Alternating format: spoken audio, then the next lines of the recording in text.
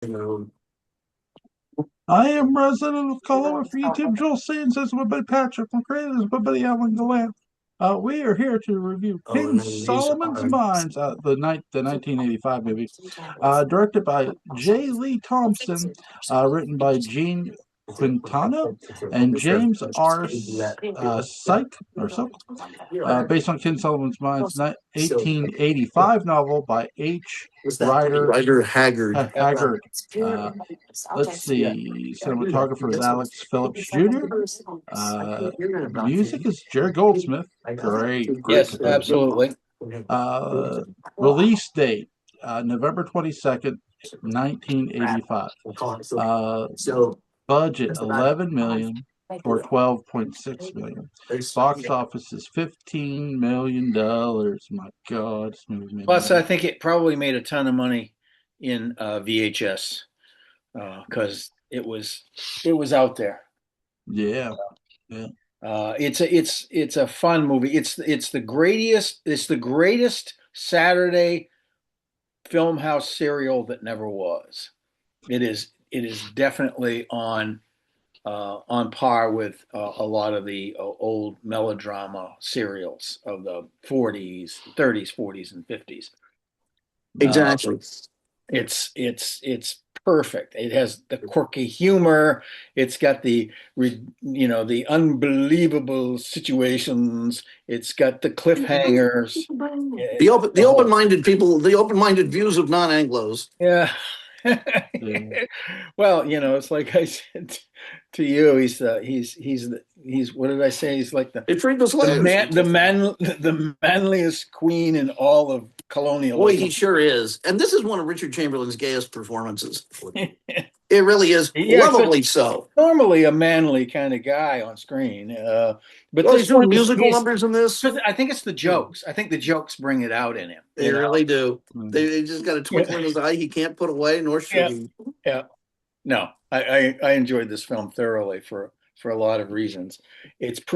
Being perfect is not one of them, but it's perfect in its way. I think if you're open to this sort of thing and just having a fun romp, it's an adventure with a little comedy with a little colonialism thrown in. Oh, little. I remember when I saw this movie, I saw it when it opened, and it was one of those cases. I hadn't read the reviews yet, and I don't know if it was the same year as it was 85, right? Yes. So I'm wondering if that was 85 also the year that Life Force came out, or was that 84? I don't know. I think it might have been the same year. In the same universe, anyway. Yeah, time universe. Well, they're both canon pictures. Yeah. And yes, I remember I saw them both in the same theater. And the audiences I saw them with, because I'm good at reading an audience, loved them. Yeah, they romp. I mean, they had a blast with both movies. And we left the theater, and Jules, you and I have been talking about. Then we looked at the reviews. Did you see the Rotten Tomatoes average on this? 8. No. 8. 8. It's like Melania. Yeah. I couldn't believe it. 8. Yeah. So, one thing led to another, and it seemed like it was a totally different film in terms of what the audiences were responding to. Actually responding to, right. Did I get yes, exactly. Yeah. Exactly. Hang on, I'm putting in a pizza order. This is awkward, but sure. Talk, no do things. Things. Yeah. While Patrick and Jewel are out for a second, basically this film is if you know anything about you could go to a movie theater in the 1930s and 40s, and you'd sit there and you'd watch a double feature.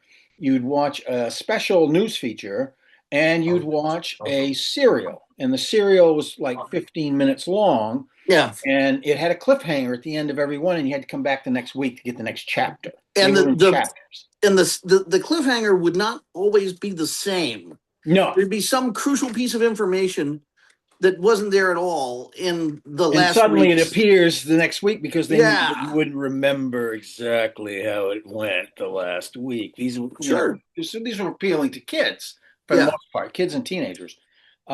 So yeah, I mean, Leonard Nimoy got his start doing one of the late He did. stage serials in like 1949 or something. Yeah. He was playing a Martian or something in it. It was one of the space serials.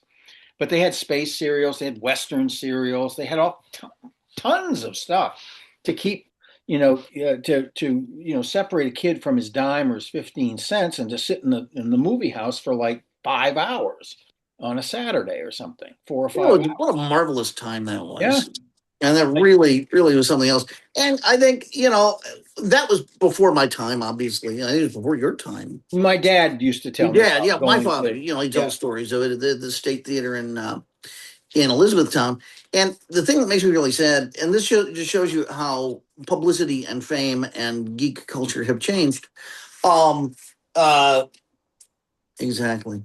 And now he's left. Now I'm alone. I'm back. I just had the dog out. He's acting like a cat tonight. He's in. Oh, okay. Well, anyway, so at the theater he was at, as we wait for Jewel. Now he's back. Okay. Anyway, I'll finish the story. Do you know who was from Elizabethtown?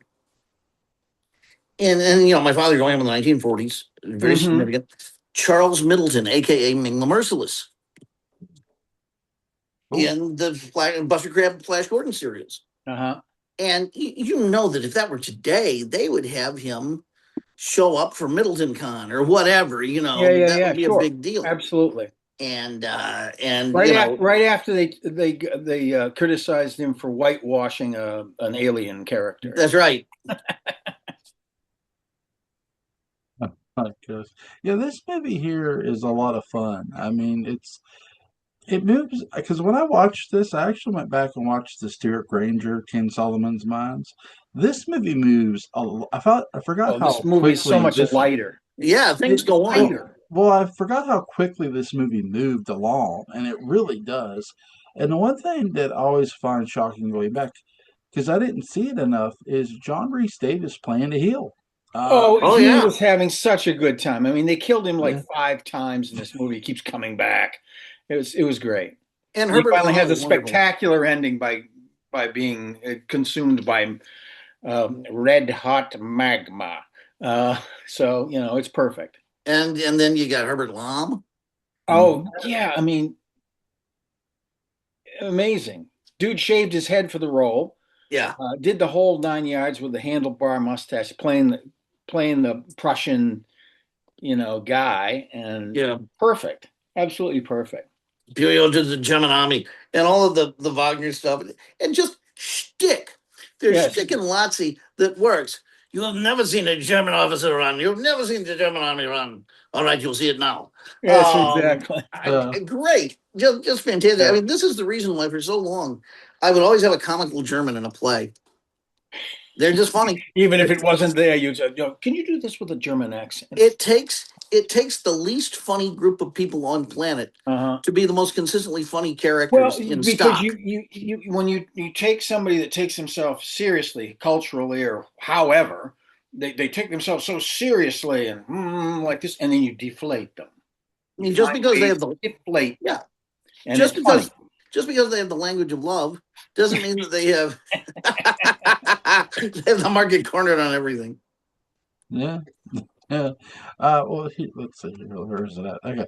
The film was Richard Chamberlain's first feature since The Last Wave in 1977. Wow, Peter Weir. Yeah. I haven't seen any scripts of anything I wanted to do.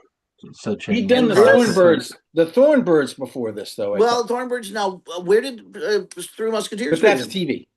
Yeah. No, Three Musketeers. Well, no, Thornbirds. Yeah, Thornbirds TV. Yeah. Prior to filming. And Shogun. That's right.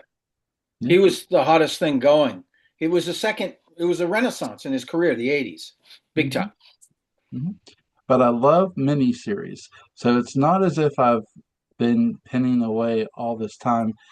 Ken Solomon's Mines is not a remake of the old Stuart Granger Trek Through the Jungle. It's a sensational script. It's very much Raiders of the Lost Ark type of movie, very totally tongue in cheek. Yep. And I think that's what I liked about it. It had a sense of humor. I'll tell you, there are two films that were huge hits, inspired by the serials, and they're great movies: Star Wars and Raiders of the Lost Ark. Yep. Yes, Raiders is definitely also taken from serials. But there are two other films that were inspired by the serials with lower budgets, which they need to have, that I think hit much closer to the mark in every aspect. One of them, Battle Beyond the Stars. Yes. Written by John Sayles. Yes. And it's just awesome. I like that movie more than I like Star Wars. I really do. And King Solomon's Mines, which does it for the jungle adventure genre. Yep, it is. And it's also the thing I like about King Solomon's Mines is it too does not take itself too seriously. Not at all. Have fun, folks. Be 9 years old again in the theater, and have fun. Here's the thing about Kiss and screenplay for Raiders of the Lost Ark. One of its great strengths is that it knows exactly when to breathe. So it's not what we have now, which is one goddamn thing after another. Right. And it's like the line when he says snakes. Snakes, yeah. Boom. That's just it just crystallizes, and you have to sit there and sit with it for a second, and then 10 billion snakes come down. But I would say King Solomon's Mines is even better modulated. Because it knows how to let you breathe, but it still throws a bunch of stuff at you, even more frequently. The sequence that I just laugh out loud at is the absolutely bizarre sequence where they crash the plane, they wind up as a cannibal dinner. Yes, the whole thing in the cannibal pot was like cannibal pot. You look ravishing with onions in your hair. Yes. Then the pot gets loose and rolls down the hill, and then there are lions. Yes. And then somehow the upside down people show up, and it's like going in Disneyland from one land to another. They're right next to each other. And there's a post explanation for the upside down people. He suddenly remembers. Yeah, it's like you wouldn't immediately go, "Oh God, these are those guys." Yeah. It's just, and then there's like another evil tribe that I think has him upside down over some alligators. Yes, that's where the old hag queen. Yes, that they chase around, and she chases them around in the caves and evereverything. Yeah. Oh my God, I'm gonna eat them up. It's like the kid from Borneo's gone insane. Yeah. And I love the audacity of this movie. When I was a kid, and I infuriated my father, I think, because when we got home, he was a very serious man, and I admire that about him. And obviously I am too. But when we got home, I was the one who unlocked the door, and I immediately went, "It's a trap!" Because he didn't find that funny. I think he's really ready for it to be a trap. And life in general. But it is a movie. Yes. It is a movie where "it's a trap" is probably one of the first things people say when entering any room. Or it could be a trap. Yeah, something. It probably is a trap. Yeah. It's a door. I have not gotten to talk to people about this movie who loved this movie ever. And it's so refreshing to be able to do that now. Yeah. It's a good movie. So, the film was shot on location in the Mashonaland region of northeastern Zimbabwe. Of course, they filmed it in colonial Africa. Yeah. Over 10 months, the crew included many Israelites and South Africans, which caused some objections from the local Arab population. I can only imagine. The Arab League protested the depiction of the Arab characters as slaves. Chamberlain said, "I happen to think that people are people, and I don't care where they come from, as long as they do a good job." It's true, but I can understand why the locals would get a little miffed about not being hired as much as they do. Yes. People in. Yeah. This movie's just wall to wall fun. I mean, it's comedy. He literally frees the slaves in one scene. Yes, just like he's getting chased, he's getting shot at in the city, and he freaking frees the slaves. He's like boom, boom, boom, boom, and that cool shotgun he has is awesome. So, and you notice they knew exactly when for him to lose the hat, because in the next 6 action sequences, the hat was going to get in the way. Yeah. They have him lose the hat when he's under the train. Yeah. Well, that's the thing too. That's one thing I like about this. This isn't, though it is adventurous like Indiana Jones, he's not trying to necessarily be Indiana Jones either. No, it's not copy and paste. It's good for the PR for the movie, though, to sort of recall Indiana Jones in some way. Yeah. I think they were doing that, certainly. Yeah, but you look at the poster. Oh, yeah. I much prefer Jerry Goldsmith's score to John Williams' score for Raiders of the Lost Ark. Mm-hmm. Just like, and I said it's a weird guilty play. It's like Jerry listens to John and he goes, I can do that and I can make it more exciting with a smaller orchestra. Hold my drink. Because he did it with Supergirl. Yeah. Which has a marvelous score.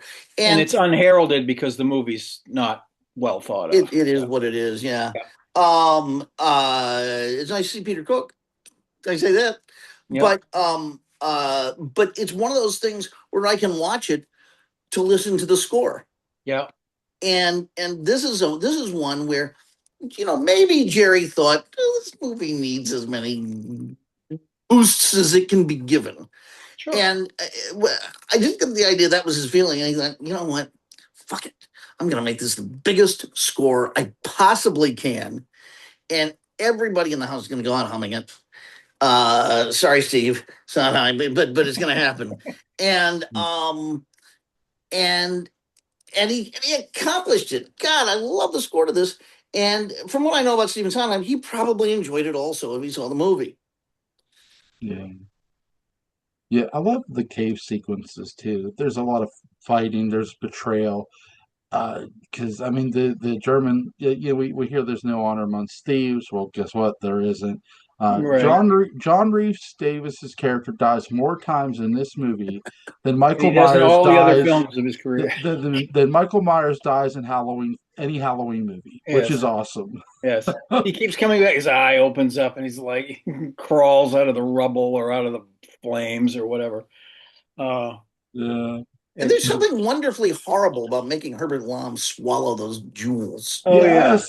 It really, and Lom knows how to play it.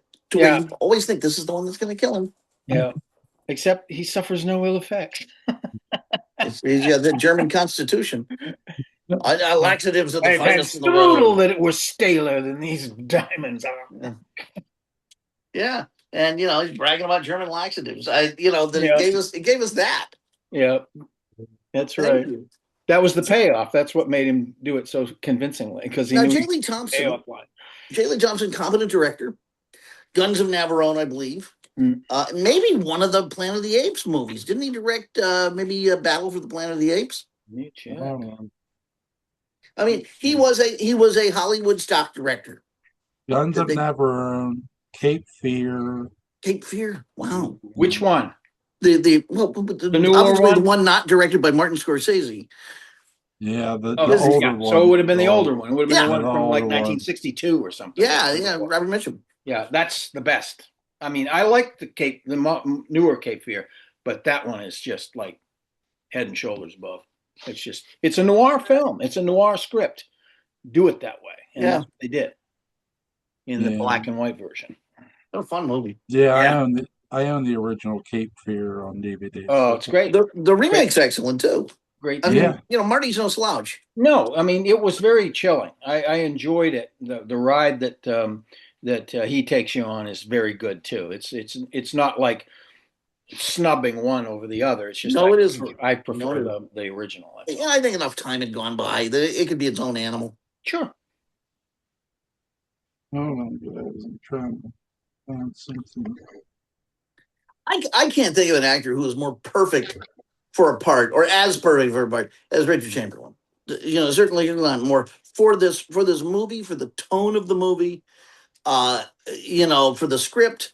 He really is just the ideal combination of sincerity and wood.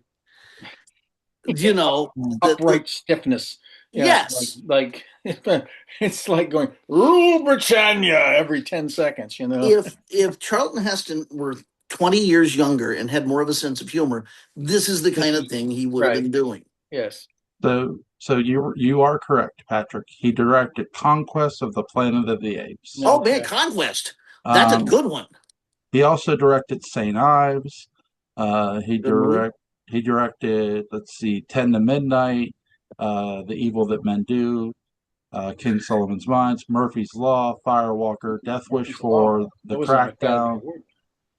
So he's directed a ton of movies. Mm-hmm. Obviously, he was one of the two directors that Cannon attached to Charles Bronson, along with Michael Winner. Mm-hmm. Well, he also directed The White Buffalo, which also stars Bronson. Great movie. The sunglasses.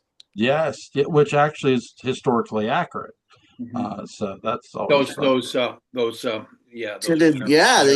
glasses. Yeah, get past snow blindness. Accurate. Yeah, keeping you from going snowblind. Yeah, really, really cool. So yeah, he directed a ton of movies that are Charles Bronson connected.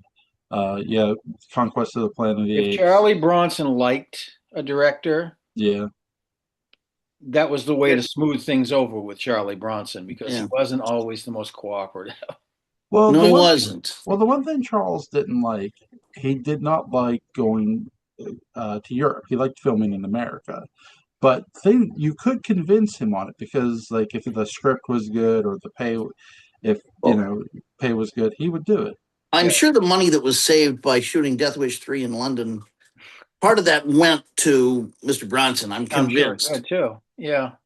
The thing is, Charlie was like, if he didn't like a co-star, or he thought that they were maybe upstaging him or something else like that, he would go alpha male on them. Yeah, he and Lee Marvin try to intimidate them. He could be intimidating. Obviously, he's very muscular, strong. Yeah, worked coal mines as a kid, kind of guy. I mean, he was a tough guy. He was the real thing.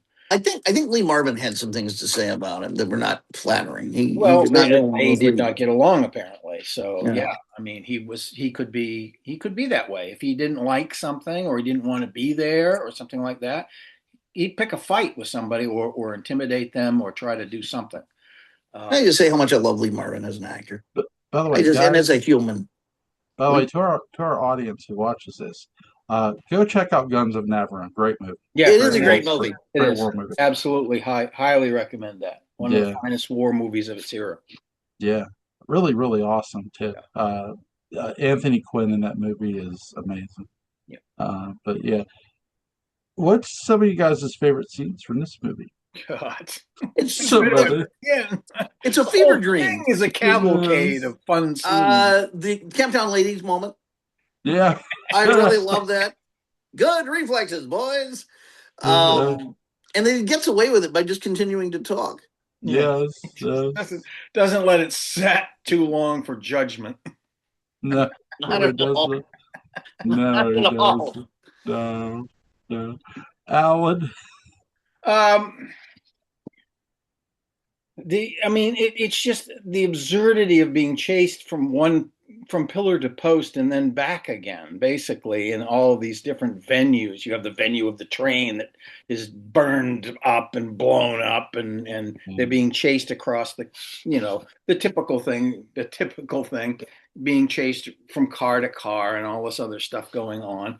And plus they end up getting like captured and interrogated, and all sorts of other crazy stuff going on that. So, I mean, that's in the nutshell, the kind of, fun of this movie, all of that stuff going on. But also there are the key scenes. Rhys Davies, I love every frame he's in. He's just he's a lot of fun. He's having so much fun with it without cracking a smile. No, he just, you can just tell how much he's having so much fun with this. And the check clearly cleared, so he was just really relaxed and having a good time. I'd like to know more of the story on the sequel, because they sort of shot it at the same time. And the sequel is the movie that people who didn't like this film thought this film was. Right. It's boring. It's boneheaded. Stupid dialogue. I think it has like the weird, like Brother Theodore type from Mork and Mindy. I think he's in it. Yeah, I think he's in it. But in the middle of it all, James Earl Jones. Yeah, as the co-star. Right. Well, what? James Earl Jones did a few paycheck movies. He needed the money, yeah. He did Conan the Destroyer, I think, if I'm not. Well, Conan the Destroyer he did Conan the Barbarian. Oh, okay. He was Tulsa Doom, and he's wonderful as he is wonderful, but the movie itself, I mean, it is what it is. It's not exactly. It ain't Shakespeare. Have you seen the highlights of the commentary that Milius and Schwarzenegger do? Oh, look it up on YouTube. Very funny. Yeah. Cringeworthy to the extreme. Some of my favorite scenes in this movie. I love the airplane sequence. Sharon Stone's character is just cutting a promo. Yes, that's so ridiculous. It's like all this sort of thing going on. And he's like, take the stick. It's just so silly. Yeah. But by this point in the movie, you're going with anything they throw at you. Yeah, you bought into it. Yeah. You've bought into it, and so sure, why not? It's like why not? It's like it reminds me of The Rocketeer with more gags. Yeah. Yes. In terms of that style, that's well, because they didn't have the budget for substance. The Rocketeer, right? Yeah. And obviously, the cave sequence is just really cool. Wall-to-wall fun. A lot of stuff going on in there. Perfect. The big spider. Yes. Oh yeah. Where did that come from? Just out of nowhere. Of course, there's gonna be a giant spider. Yeah. And by the way, we're keeping it in the dark because it's really not that good looking if you throw a lot of light. I think they borrowed it from Dark Shadows. That's right, the David Nightmare scene. Well, no, I was thinking of the hell sequence. Yeah. Oh yes, that's right. The Eurydice scene. Yeah. I give this movie a 10. What do you? Oh yeah, absolutely. Thank you. Stylistically, it's a 10. It's so much fun. It's just funny, and it's action and comedy, just like horror and comedy. It's all about timing, and this movie's got it. And I think this is Sharon Stone's first feature-length role, major role. You are correct. She did a couple of small roles before this, but nothing. And it began her proud tradition of being hated by everyone who worked on the movie with her. Which is unfortunate. Well, apparently she really had it coming. She was just atrocious. Yeah. Which makes it even better. In a weird way. Of course she well, she's only 27 here. She may not have reached that point yet. I think she probably reached that with after Basic Instinct when she realized she was a big star. So yeah. Oh my gosh. Hold on, I'm trying to see something. Yeah, I was trying to see if this movie is free. This is what Tubi was made for, was to show this. Absolutely. Yes. Okay, it's free. Okay, so guys, Monday. Yes. We talked about it here. Do you guys want to do the Guns of Navarone? Sure. Let's do Guns of Navarone. I'd love to do that. Why not? It is on Internet Archives. I will send it to you guys. Sweet. But yeah, anything you guys want to add about this movie? Go see it. Yes. It is on YouTube. It's absolutely free with a minimum of commercials, and just relax into it. Okay, because it's not high art. It's just fun. It's also it's on Tubi. It's on Tubi too. It's on Tubi as well. Yeah, I'll leave a link to for the description. Also, links to Patrick McRae's Dark Shadows Daybook Unbound will be in there, and links to Alan Glenn's YouTube channel, Colin Sports After Dark. I'll be watching the Super Bowl tomorrow, guys. See you Monday night. Take care. Have fun, guys. See you Monday.